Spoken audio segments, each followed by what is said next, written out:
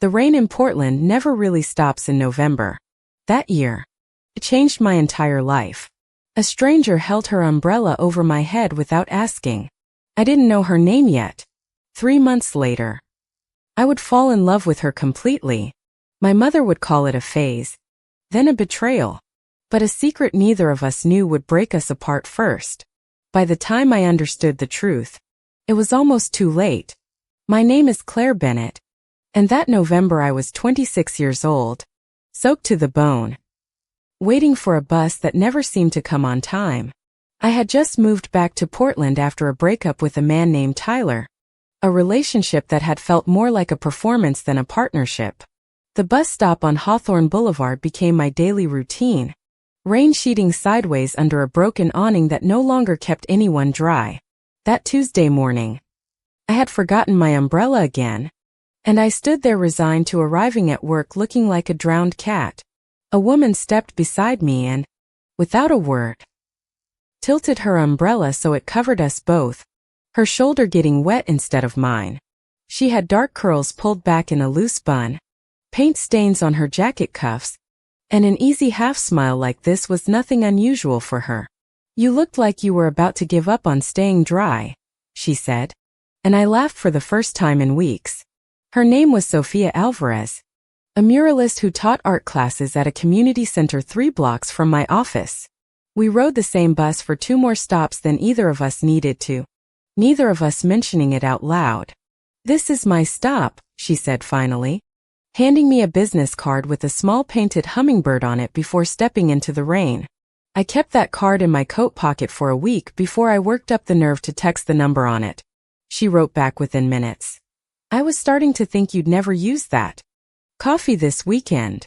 We met at a shop near the river, and I found myself talking more in 2 hours than I had in months with anyone else.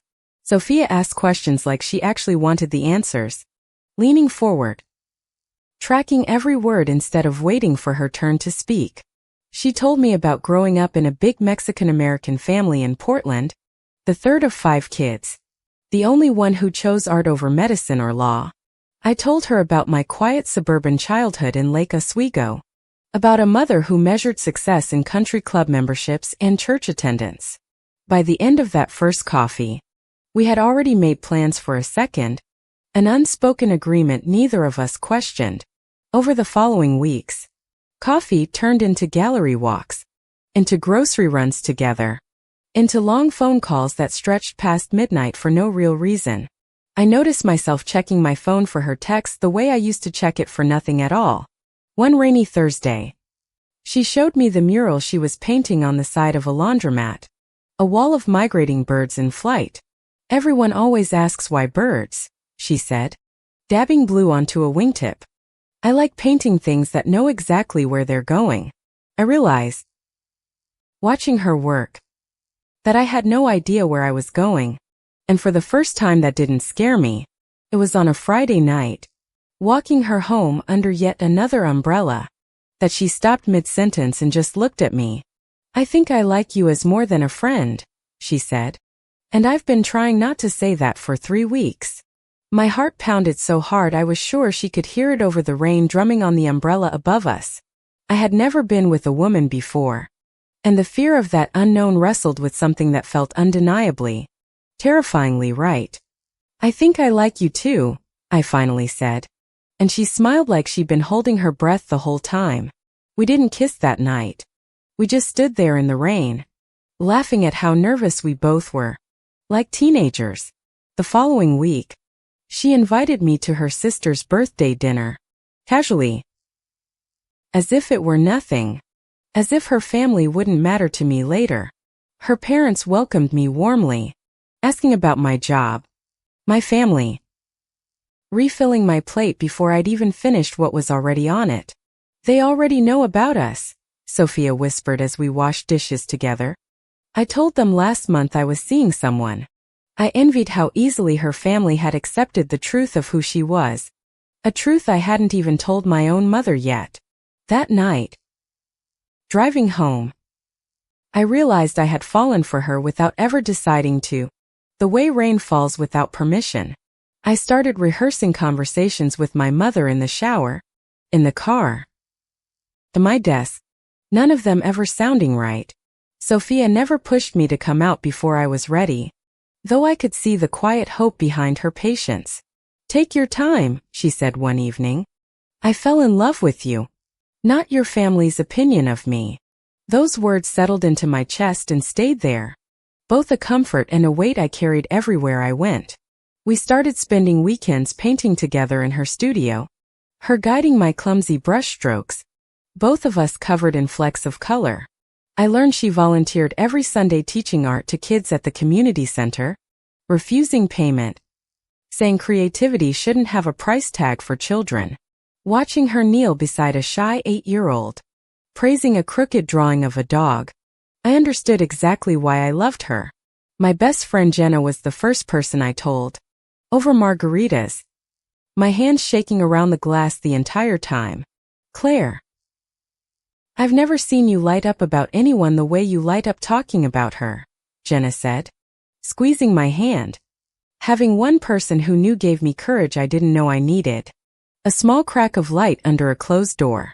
Sophia and I started leaving toothbrushes at each other's apartments, small unspoken commitments neither of us announced but both of us understood.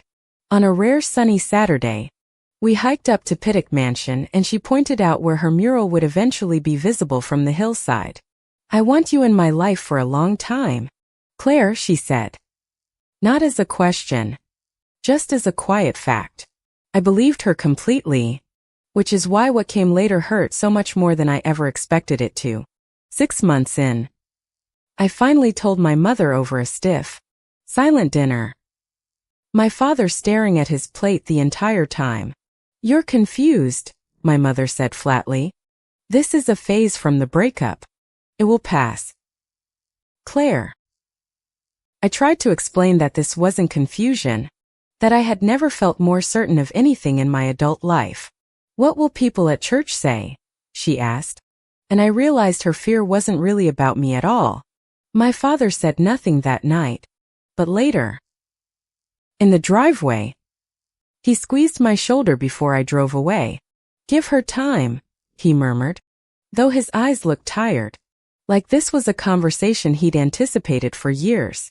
Sophia held me that night as I cried, not saying much, just letting me feel whatever I needed to feel. My parents weren't perfect either. "At first," she said gently, "sometimes people need time to catch up to love." But time didn't soften my mother.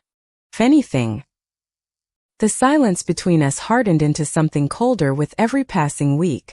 My sister Karen, who was engaged to a man named Michael, started acting strange around me, distant in a way I couldn't quite place. "Mom asked me not to bring you around the wedding planning," Karen admitted one night, refusing to meet my eyes. I felt something in my chest crack, quiet and sharp. The realization that my own family was slowly editing me out. Sophia noticed the change in me immediately, the tightness in my shoulders whenever my phone lit up with my mother's name. "You don't have to choose between them and me tonight," she said. "But eventually, Claire, you might have to choose." I hated that she was right. Hated that love could ever come with a bill someone expected you to pay. At work, a colleague saw a photo of Sophia and me on my phone and made a comment I pretended not to hear. I started being more careful in public, letting go of Sophia's hand a block before we reached familiar places. "Are you ashamed of me?" she asked one night, and the hurt in her voice cut deeper than any argument could have. "No. Never," I said, though I understood why my caution looked exactly like shame from where she was standing. We had our first real fight that week. Voices raised, both of us saying things we didn't fully mean. She left my apartment that night, and I sat alone on my kitchen floor, wondering if I was losing everything at once. The next morning, she texted a single photo, a small painted hummingbird, the same one from her business card. No words attached. I understood it as an apology and an invitation both, and I showed up at her studio within the hour. "I'm scared too," I admitted, sitting beside her on a paint-splattered stool. "I've just never had to be brave like this before." Then let's be scared together, she said, resting her head on my shoulder. And something between us settled again. A month later, Sophia's cousin's wedding invitation arrived, and she asked me to come as her date. No hesitation in her voice.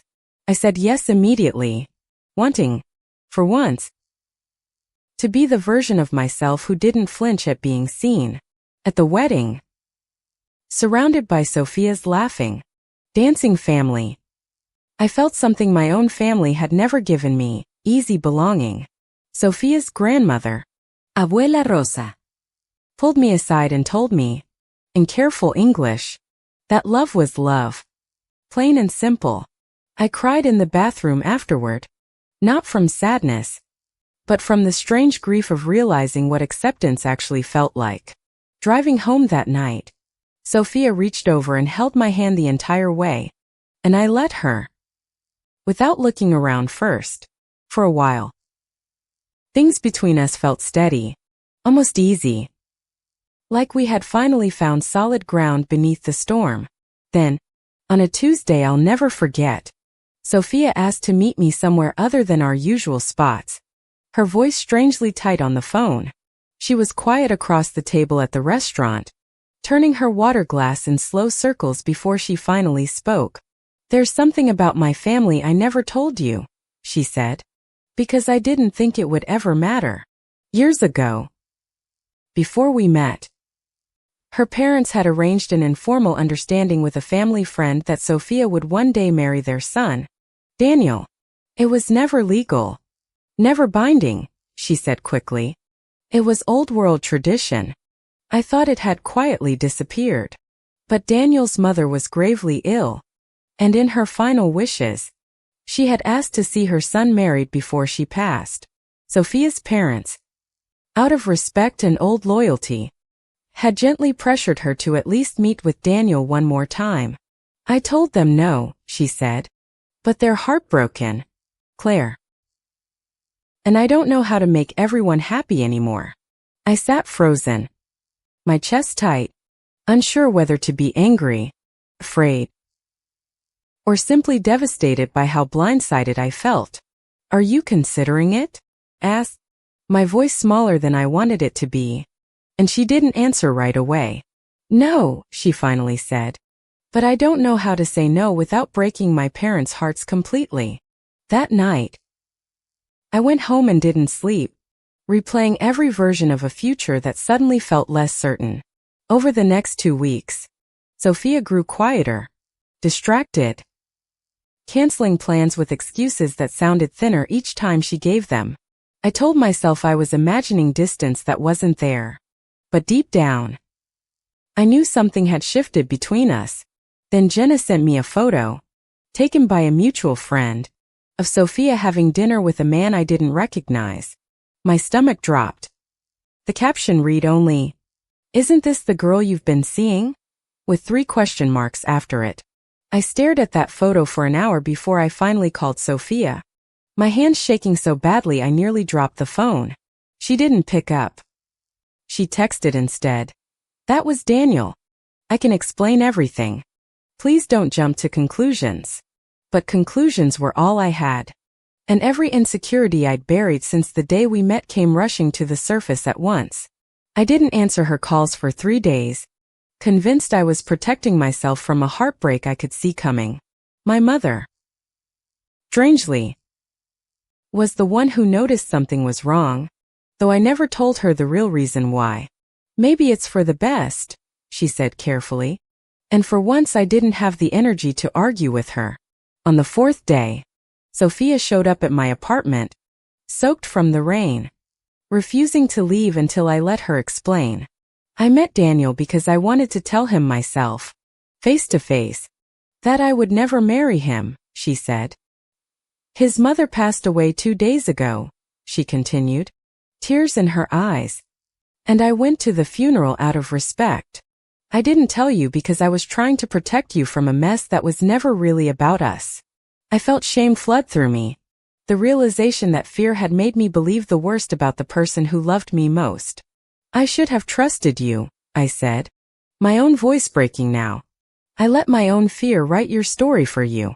We stood in my doorway, both crying, both exhausted, both finally understanding how easily love could be mistaken for something fragile. That night, we talked for hours, really talked. About fear. About family. About the parts of ourselves we'd been hiding from each other. I need you to talk to me next time, Sophia said. Not disappear. Not assume.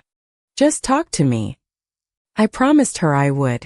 And for the first time, I meant a promise the way it was supposed to be meant. We were closer after that. In a way that felt earned rather than easy. Forged by the fire we'd almost lost ourselves in. But my mother's silence continued to grow heavier. Especially as Karen's wedding date drew closer with each passing week. I don't think you should bring her, my mother said one afternoon. Not even looking up from the flower arrangements. She's my partner. Mom. If I go. She goes, I said. Surprising myself with how firm my own voice sounded. Then maybe you shouldn't come at all, she snapped. And the words hung in the kitchen like something neither of us could take back. I left that day without finishing the conversation. Driving straight to Sophia's apartment. Needing somewhere that still felt like home. Sophia didn't try to fix it. She just held me on her couch while I cried out years of swallowed silence. You don't have to lose your mother to keep me, she said quietly. But you can't keep shrinking yourself for her either. Those words stayed with me for weeks, echoing every time I picked up the phone to call my mother, and then set it back down.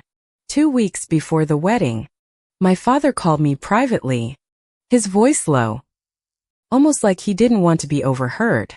Your mother isn't as certain as she sounds, he said.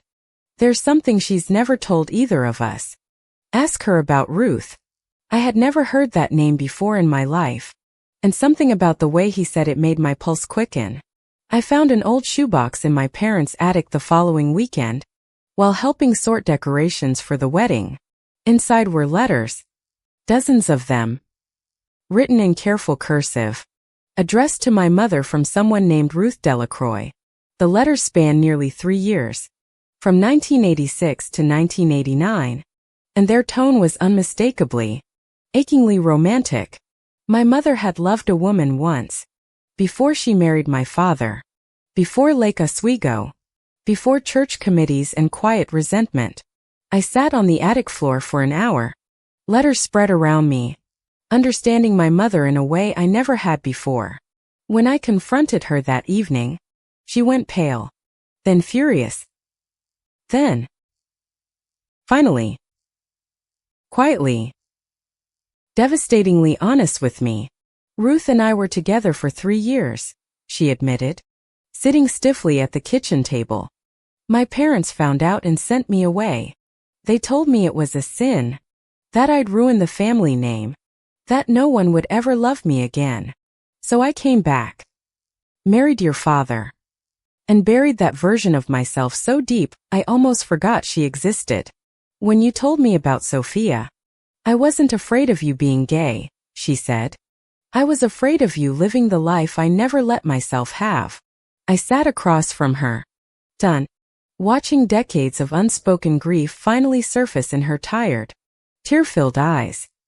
I didn't want you to suffer what I suffered, she whispered. So instead, I tried to make you disappear the way I did. For the first time in my adult life, my mother reached across the table and held my hand without hesitation. I'm not saying I understand everything, she said, but I don't want to lose you the way I lost myself. It wasn't a full apology, and it wasn't full acceptance, but it was a door cracked open after years of being sealed shut. I told Sophia everything that night, and she listened quietly, tracing slow circles on my back as I spoke. Grief makes people cruel sometimes, she said. It doesn't excuse it, but it explains it. That's a start. Claire. A week later, my mother called and asked, stiffly but sincerely, if Sophia would like to come to dinner before the wedding. Sophia arrived nervous, holding a small painted card as a gift, the same hummingbird design that had started everything between us. Dinner was awkward at first, full of careful small talk. But by dessert, my mother was asking Sophia about her murals. It wasn't warmth exactly. Not yet. But it was effort. An effort from my mother felt like a miracle to me. As Sophia and I left that night, my father hugged us both at the door.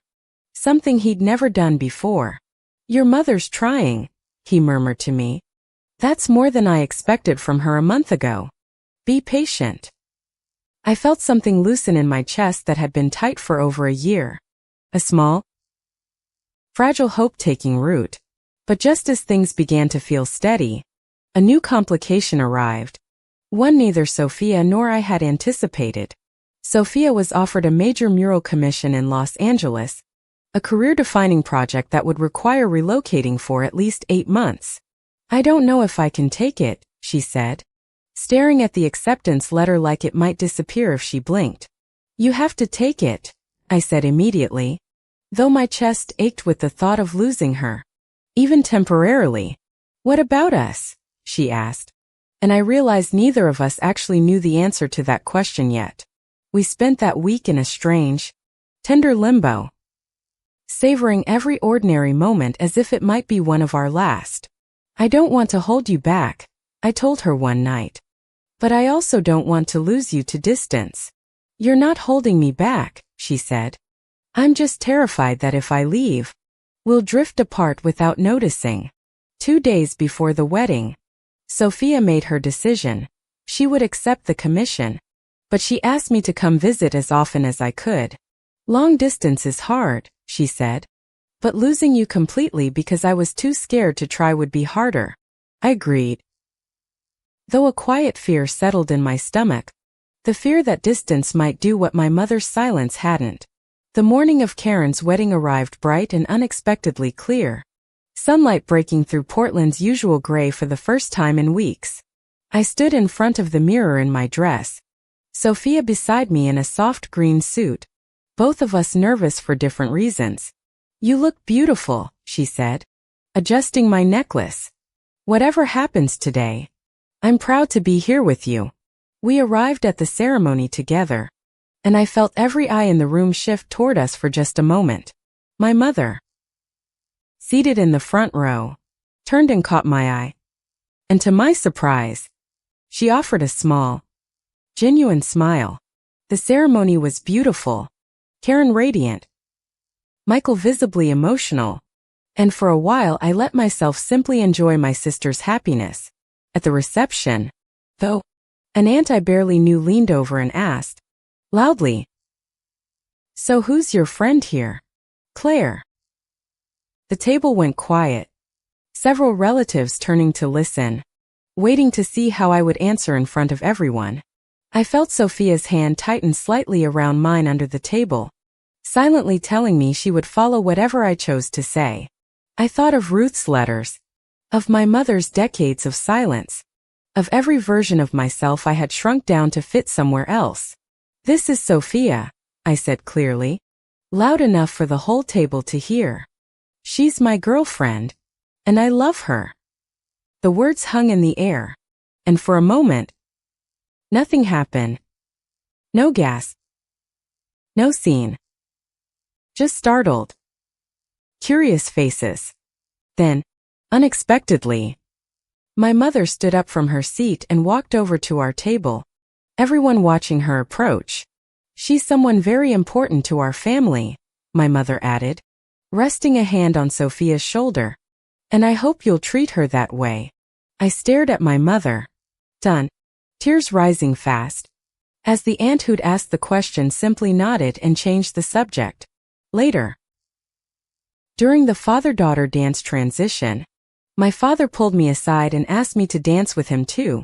"I should have said this years ago," he said quietly, spinning me slowly. "I'm sorry I let your mother's fear become mine." I hugged him tightly on the dance floor, years of quiet distance between us finally beginning, slowly, to close. Karen found me near the bar afterward, apologizing for how strange she'd been during the wedding planning months earlier. "I was scared of Mom's reaction." "Not of you," she admitted, That was unfair to you. And I'm sorry. Claire. We hug. And something between us, long strained, began to mend. One honest conversation at a time. As the night wound down, Sophia and I stepped outside for air. The Portland sky finally clear enough to show stars. Your mom hugging me at that table, she said, laughing softly. I did not see that twist coming today. Neither did I admitted. But I'm starting to think maybe people can surprise you, even after years of disappointing you. 3 weeks later, I drove Sophia to the airport, both of us trying not to cry in the departure lane.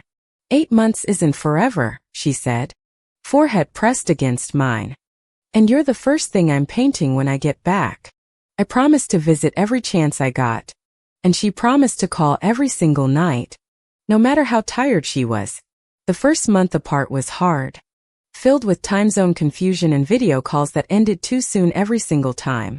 My mother, unexpectedly, began asking about Sophia regularly, even mailing her a small card wishing her luck on the mural.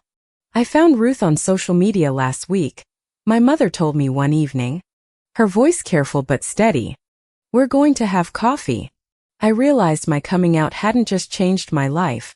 It had quietly given my mother permission to reclaim pieces of her own. I flew to Los Angeles twice that spring, watching Sophia's mural grow across an entire building, wings stretching wider each visit. This one's about migration, she told me, brush in hand. About things that leave home and somehow still find their way back. In June, she called with news that made me sit down on my kitchen floor, phone pressed hard against my ear. The mural had gone viral online, drawing attention from a Portland Arts Foundation offering her a permanent teaching position back home. I get to come back, she said, laughing and crying at once. I get to come back to Portland. To you. I met her at the same airport gate where I had said goodbye to her 8 months earlier, holding a small painted umbrella charm. She ran to me before I could even finish reading the tag attached to it, and I dropped it, laughing, into her open arms. My mother met us for dinner that week, and for the first time, she hugged Sophia without hesitation, without stiffness, without fear. Ruth's coming to visit next month, my mother mentioned casually. I thought maybe the 4 of us could have dinner together. I sat there, overwhelmed, watching my mother build the kind of family she'd once been forced to abandon entirely. A year after that first umbrella at the bus stop, Sophia asked me to move in with her. No dramatic speech, just quiet certainty. I already know where I'm going, she said, echoing her own words about the migrating bird she loved to paint. I'm going home. With you. If that's still okay. And I answered her the only way I knew how. With a kiss. I think about that rainy November morning often. The stranger who shared her umbrella when I had nothing to offer in return. I never imagined that small act of kindness would lead me here. Home. Love. And finally, completely myself. Some people spend their whole lives waiting for permission to be who they are. I found mine standing under a stranger's umbrella. In the rain. In Portland. In love. Fendi.